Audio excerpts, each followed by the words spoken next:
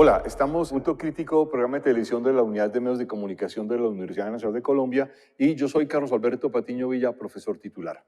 El año pasado, dos de los más importantes historiadores de habla hispana, uno de ellos además británico, que son Felipe Fernández Armesto y Manuel Lucena Giraldo, publicaron este maravilloso libro llamado Un imperio de ingenieros, que ha sido publicado con el sello Taurus.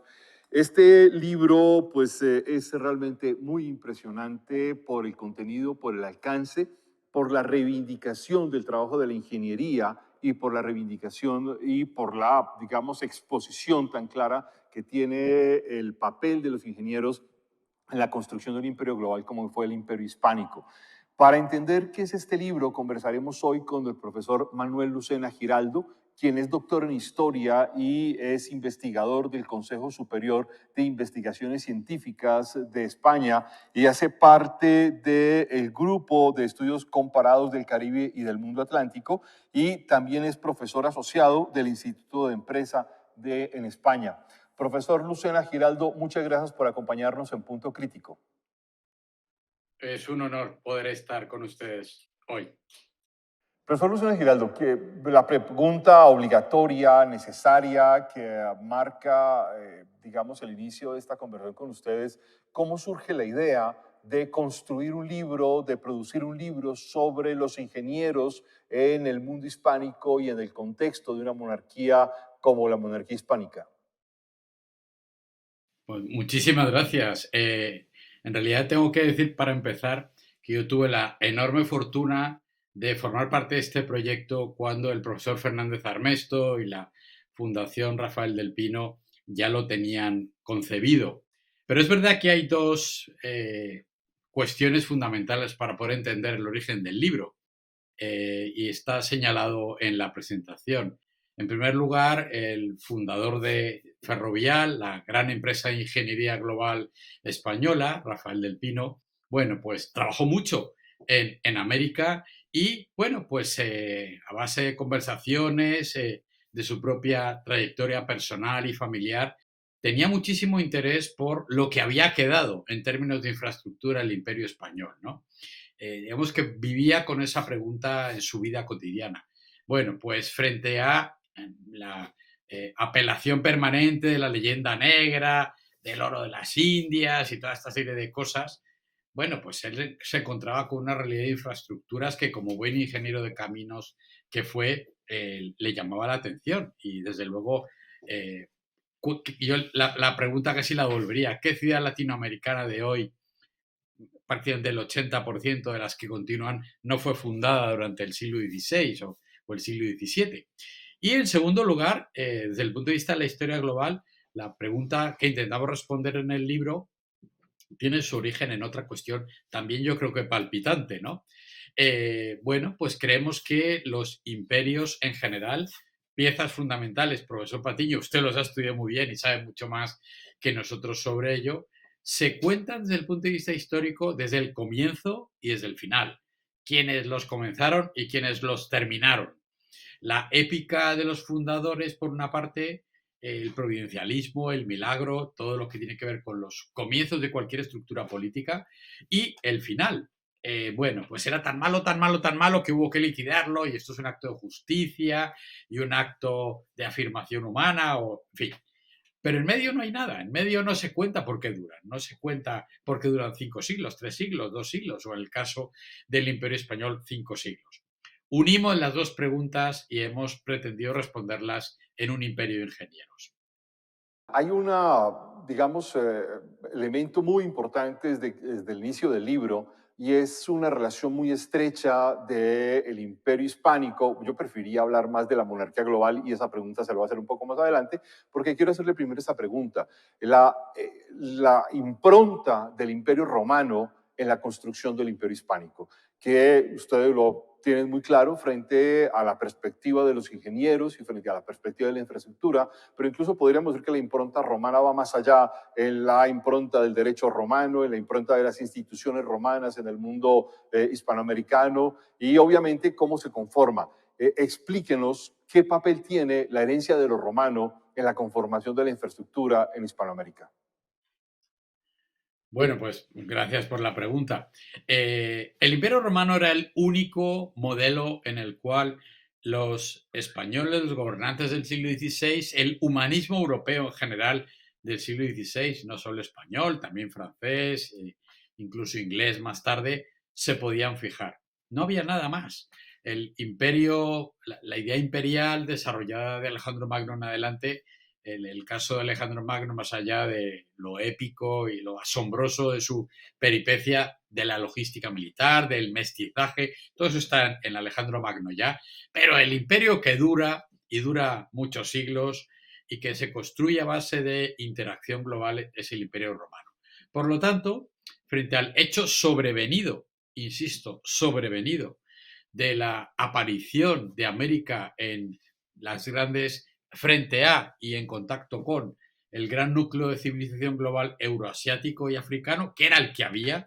América se desconecta durante muchos siglos del resto de continentes y desarrollos culturales globales, frente a esa realidad de una América llamada así desde 1507 que se va delineando, lo único en lo que se pueden fijar es lo que funcionó en la época romana. Y por eso, como bien ha señalado, la cultura humanista cristiana de la Europa renacentista del siglo XVI, con la monarquía española global, no tengo ningún inconveniente, aunque a mí me parece que la idea de imperio es fundamental en la medida de que integra diferentes élites y posibilidades culturales, económicas e interacciones.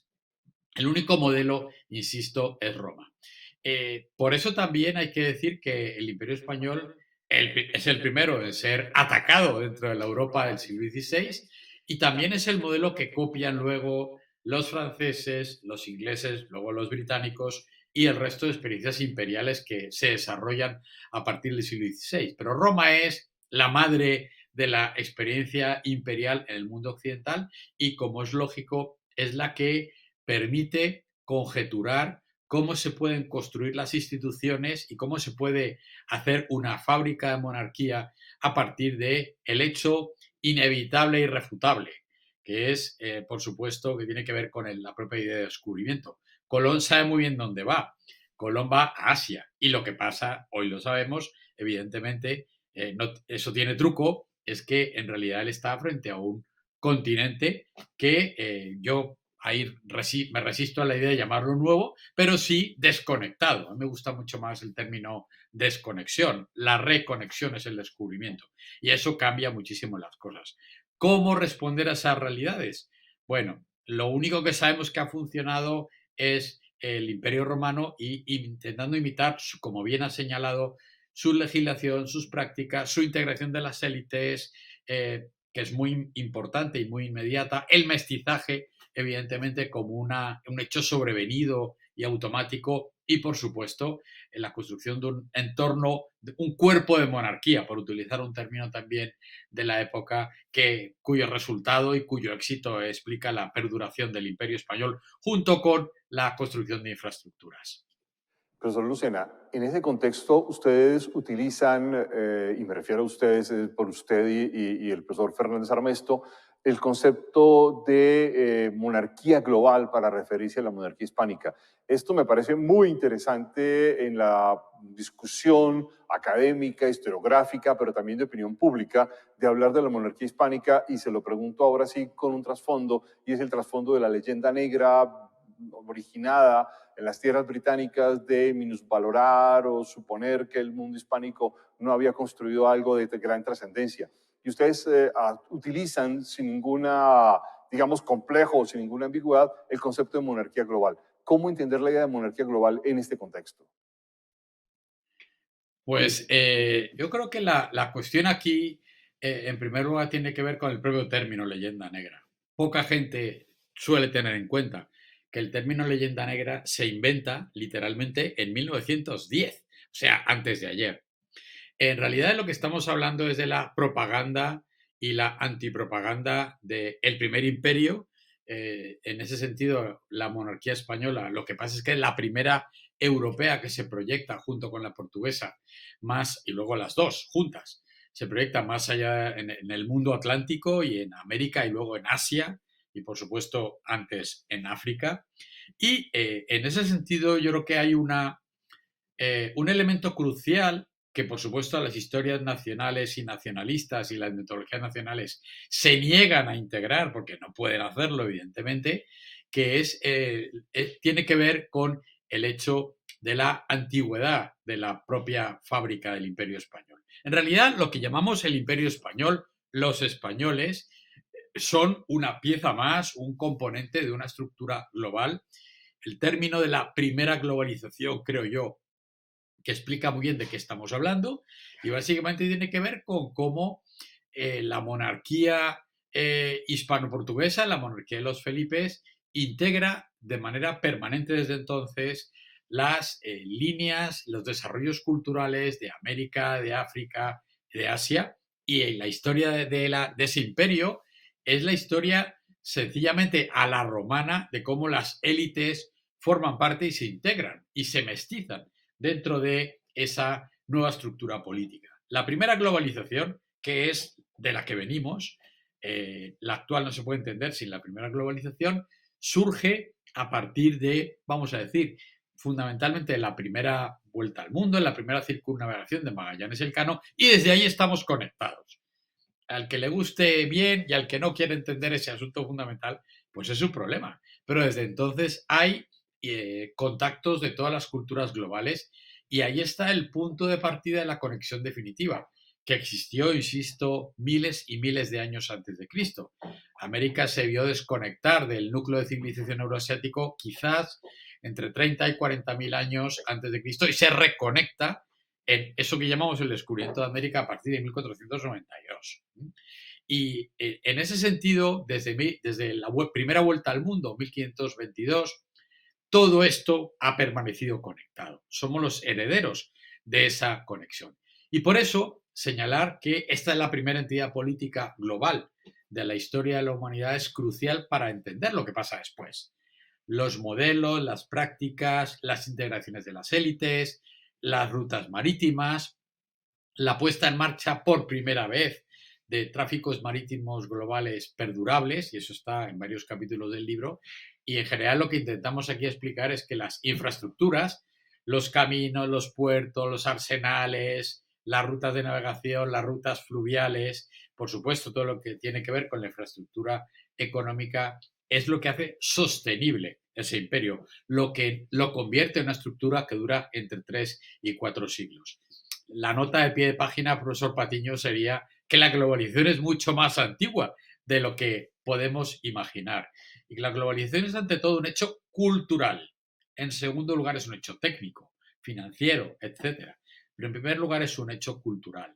Yo creo que aquí recordar que cuando se culmina la primera vuelta al mundo, la primera circunnavegación, hubo varios nativos de las Islas Molucas, de donde había llegado Magallanes para meterse en líos y morir allí, y Elcano al regreso, hubo varios habitantes de las Molucas que vinieron a Europa. No sabemos qué les ocurrió luego, desafortunadamente, pero la interacción entre continentes y étnica es el hecho sustancial que permite entender el mundo tal y como es hoy.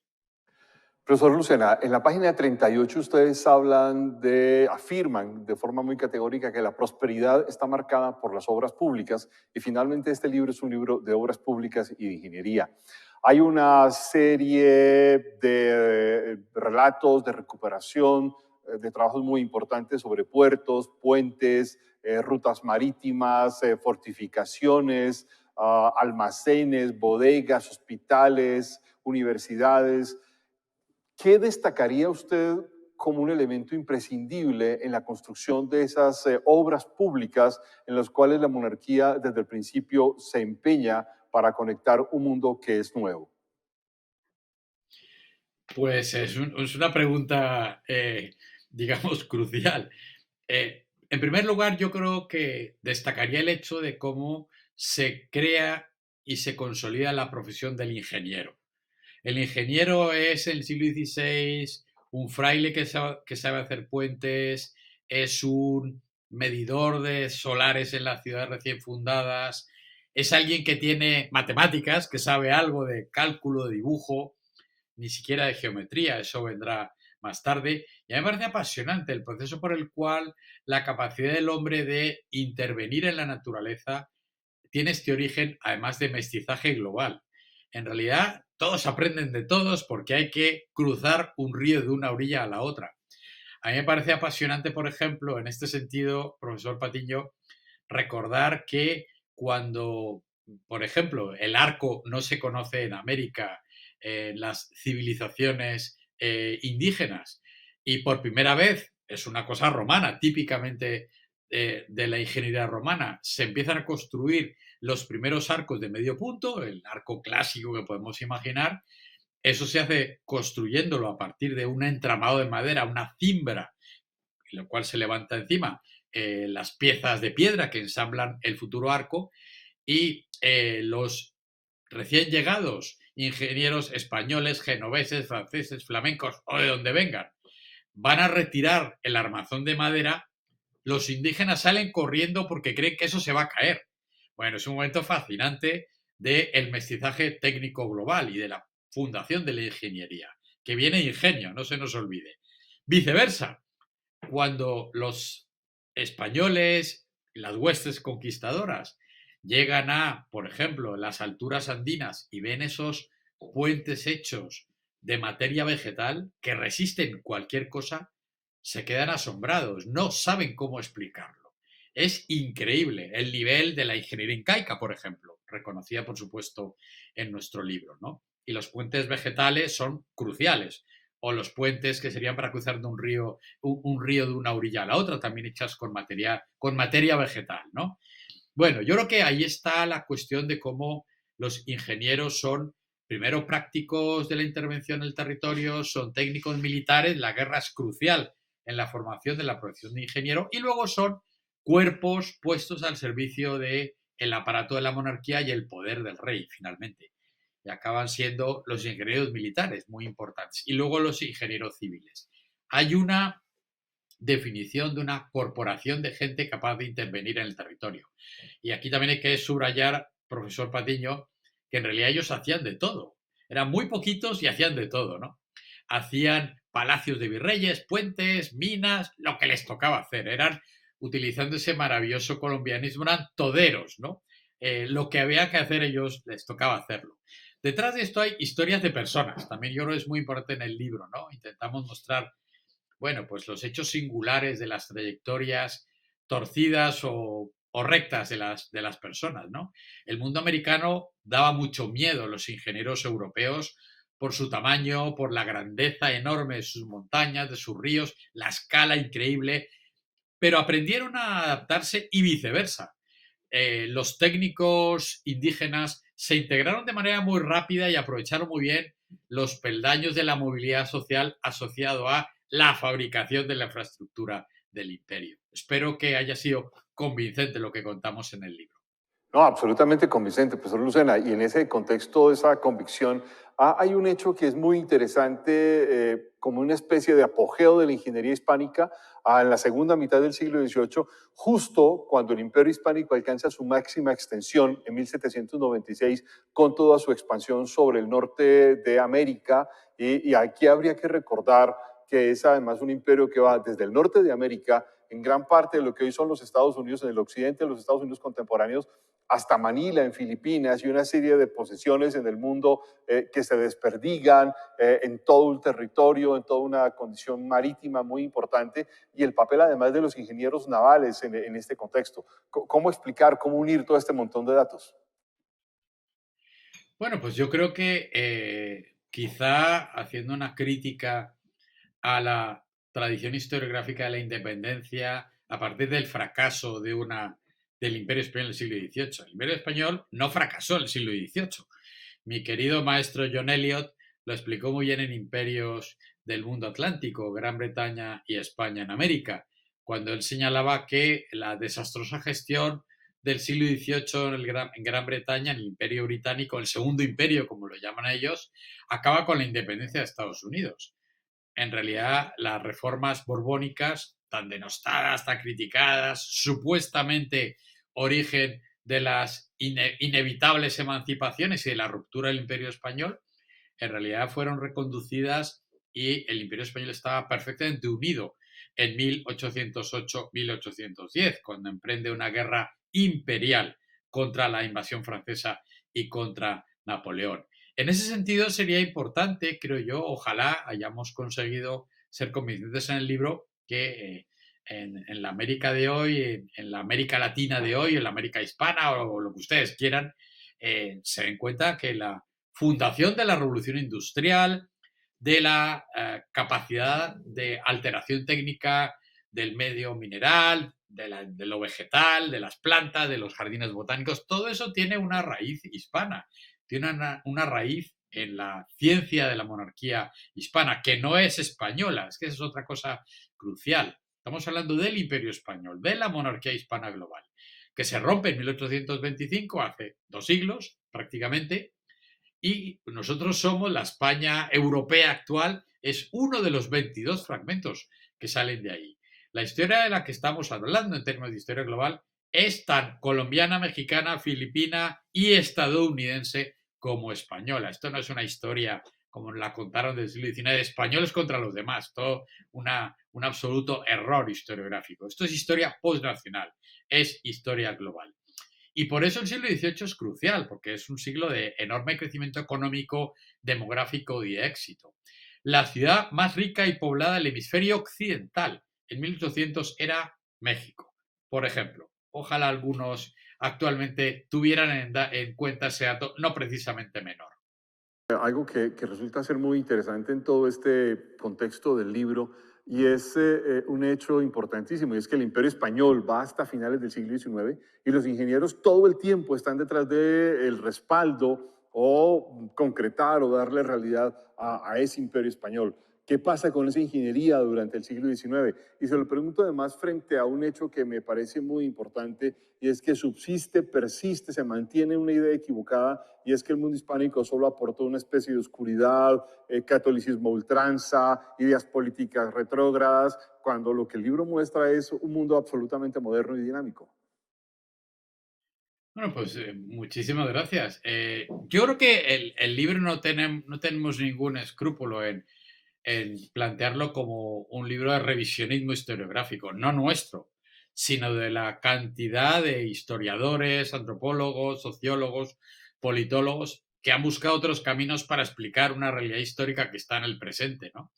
Bueno, en ese sentido, a mí me divierte mucho al hilo de esta pregunta recordar que el primer ferrocarril español, ¿dónde se puso en marcha? En Cuba. ¿Dónde tuvo lugar la primera llamada telefónica española? En Cuba. Eh, ¿Cómo se puso en marcha el telégrafo submarino, no sé cuánto? En Filipinas, que eran parte de la España del siglo XIX y que, por supuesto, estaban muy abiertos los territorios de las provincias integradas en España, las provincias ultramarinas, que era como se llamaban en esa época, a el resto de la nación española. O sea, en ese sentido, el siglo XIX, también aquí hay un mito del fracaso. Es verdad que la guerra contra Napoleón fue un desastre desde el punto de vista de la infraestructura y el Imperio Español se rompe desde entonces. Yo creo que hay que revisar el siglo XIX, pero no solamente aquí en España, sino en Colombia, en México y en todos los lugares, ¿no? Yo creo que el siglo XIX nos espera más allá de la pesadez de los caudillos obligatorios y las anomalías políticas, las revoluciones permanentes. Y lo que vamos a descubrir es que hay una acción de la nación y del Estado más allá de las contingencias políticas, como en Europa, por cierto. Acuérdese que en Francia hubo 3 revoluciones, no sé cuántas repúblicas, Alemania ni se había unificado, Italia tampoco, el Reino Unido tuvo muchos problemas en el desarrollo de su revolución industrial, otra cosa es a partir de 1860-70, ¿no? Bueno, el siglo XIX es muy convulso a nivel global y resulta que lo que descubrimos aquí es que los cuerpos de ingenieros de montes, de caminos, o los ingenieros militares, ingenieros civiles, bueno, mantenían la infraestructura del Estado al servicio de la nación, por decirlo de alguna manera, una nación que iba bosquejando qué era la ciudadanía, que tenía que definirlo, ¿no? Y en ese sentido no éramos precisamente atrasados, todo lo contrario. Yo creo que ahí hay un nuevo enfoque que necesitamos recuperar para comprender, bueno, la existencia, en este caso, de la Colombia republicana, pero también de otros países. E insisto, no como una historia de fracaso, sino como una historia de éxito, por supuesto. Profesor Lucena, se nos ha acabado el tiempo conversando de este libro realmente impresionante. Le agradezco muchísimo su participación en Punto Crítico, no sin señalar que si bien esto solventa en parte su deuda con la humanidad, seguimos pendientes de su libro sobre el Imperio Español. Profesor Lucena, muchas gracias por estar con nosotros en Punto Crítico. Pues muchísimas gracias, profesor Patiño, por esta despedida y bueno, ha sido un honor, un placer y espero sobre todo que el libro les guste y les parezca interesante para poder continuar nuestros debates y nuestras conversaciones historiográficas. Muchísimas gracias a la Universidad Nacional de Colombia y a usted, profesor Patiño, en particular siempre. Gracias. Muchas gracias, lo esperamos en una próxima edición de Punto Crítico.